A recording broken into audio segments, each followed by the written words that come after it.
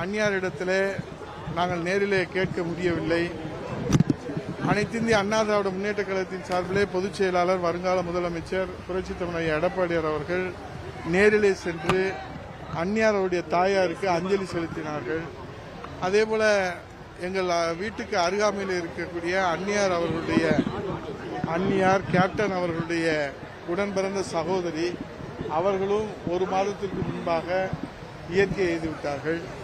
இந்த இரண்டு துக்க நிகழ்வுகளிலும் அவரிடத்தில் ஆறுதல் கூறுவதற்கு இங்கே அவர்களை சந்திக்கக்கூடிய ஒரு வாய்ப்பு ஏற்பட்டது.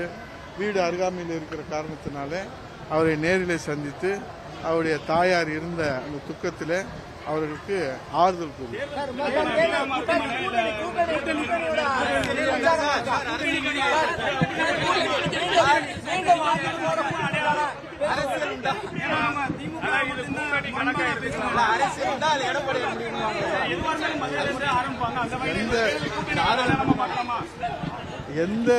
எந்த விதமான முடிவாக இருந்தாலும் பொதுச் செயலாளர் புரட்சித் தலைவர் எடப்பாடியார் அவர்கள் எடுக்கிற முடிவுதான்.